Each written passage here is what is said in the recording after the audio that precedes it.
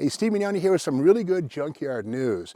If you're going to be anywhere near Sherman, Texas on March 24th and 25th, know that there's going to be an outdoor auction put on by duncansauctions.com of over 200 solid Texas parts vehicles. There's going to be Fords, GM, Mopar, lots of tractors, and even forklifts. These things all have to go. It's an online auction, but also an on-site auction. If you happen to be in Sherman, Texas, you can go and bid in person or again, online, but all 200 vehicles have to go. Don't let them get crushed. To learn more about this auction, which happens on March 24th and 25th of 2023, check it out on duncansauctions.com. And keep in mind, if you're seeing this after March 24th or 25th, 2003, the auction's over with. But before then, make sure you check it out and save some of these cars. Don't let them go to the crusher. Hey, Steve Mignani here doing the Junkyard Crawl at Berniston Auto Wrecking in Bernardstown, Massachusetts. Now, we got to remember that just after World War II, the Willys, don't call it Willys, CJ Jeep was all the rage. Basically, one of the vehicles that helped to win World War II came home, and people bought four-wheel drive Jeep CJs by the thousands. We can't forget that in 1948, Willys also launched this. This is called the Willys Jeepster. In other words, a miniature Jeep.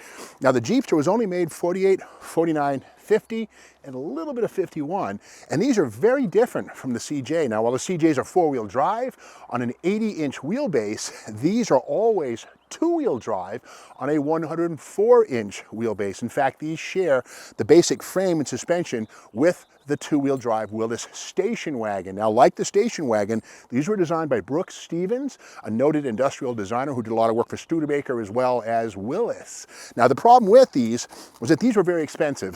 In 1948, the base price on one of these things was $1,650.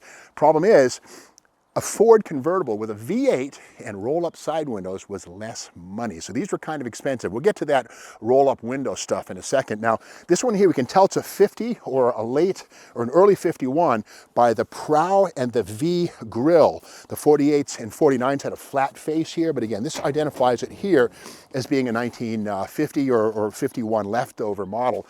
And again, we look under the hood, and this one here has a four-cylinder. Now, originally these came with flathead fours, the Go Devil with 60 horsepower, 134 cubic inches, or an optional six-banger in 1949-50. This one has a four-banger. Now, this is kind of weird, though. This one here is not a flathead. This is what's called the Hurricane 6, which is basically known as an F-head. The intake ports are indeed overhead valve with push rods. The exhaust ports are actually flathead, so it's kind of a combination flathead and overhead valve. This one has the same 134 cubic inches as the Go Devil flathead, but 72 horsepower, 12 more horsepower because of the superior breathing of the F-head orientation versus the L-head flathead. Now, the only thing is, this engine, the Hurricane, came out in 1952. So this engine was definitely swapped into this 1950 Willys Jeepster. But again, getting back to the Jeepster's two-wheel drive status, we can see right here something called the Dynaplan front suspension. Now, right here, you can see no four-wheel drive, totally kingpin, drum brake, two-wheel drive, of course, with a transverse leaf spring. That thing right there, down there, that's a leaf spring that actually functions as the lower control arm. The upper control arm is pivoted here on the frame. So the Dynaplan front suspension was similar to Ford's transverse leaf spring suspension of 1948 back. But again, these were strictly two-wheel drive, no four-wheel drive Jeepsters until you get into 1967. Another story in a minute. But this one here has vacuum wipers, which were standard equipment. And again, the electric wipers are preferable, but again, vacuum was the standard equipment right here. Here is the mechanical choke right here. You would pull a cable inside, and this would then enrich the fuel mixture on a cold day. You'd have to remember to pull it off or drive down the road with a sooty exhaust pipe blowing out the back of the car. Let's go our way around. Now, these were always built as roadsters, convertibles, you decide. There were a couple of hand-built aluminum prototypes with enclosed bodies, but they never made production. So these were always roadsters, in other words, convertibles. But here's the problem. The doors are nifty, they're low cut, but if we come around this side, Shane, you'll see that inside the door, there's no glass. There's no window winder, nothing.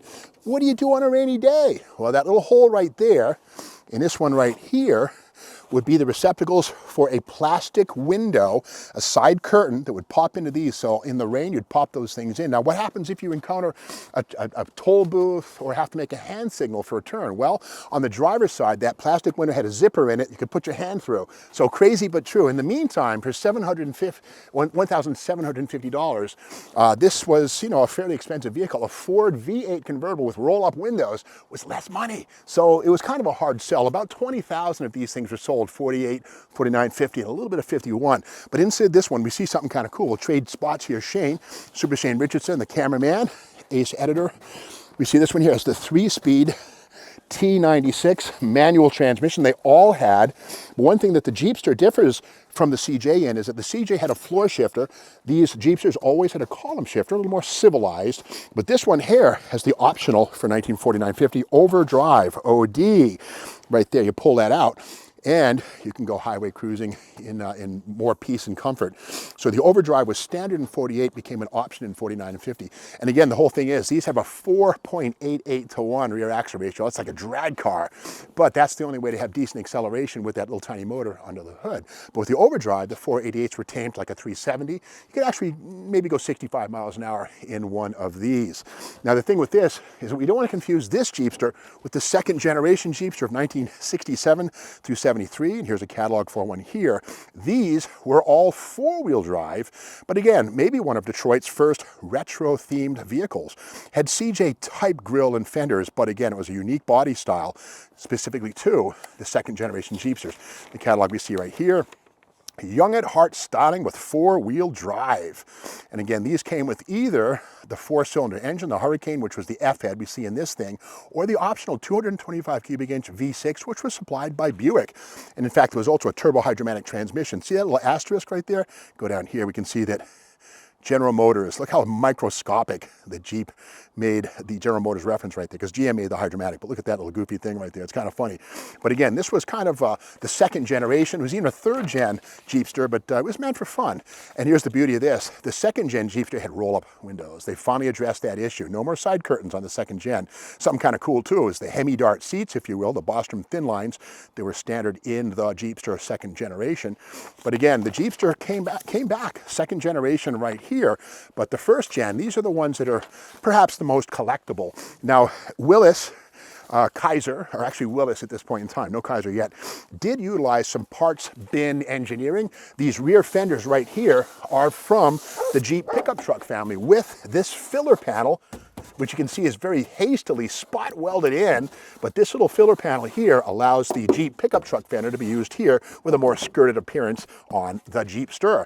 And again, inside of this is a 488 to 1 Dana, I think probably a 44, maybe a 37, but 488 gears in these things, which is super steep. I mean, if you're going drag racing with a big block Camaro or something like that, you got 488s in the back, but these had 48s from the factory. But again, with the overdrive option, you could actually go 60, maybe 70 miles per hour in one of these. Another detail too, missing here is what we call a continental spare tire, because these did not have room inside for a spare.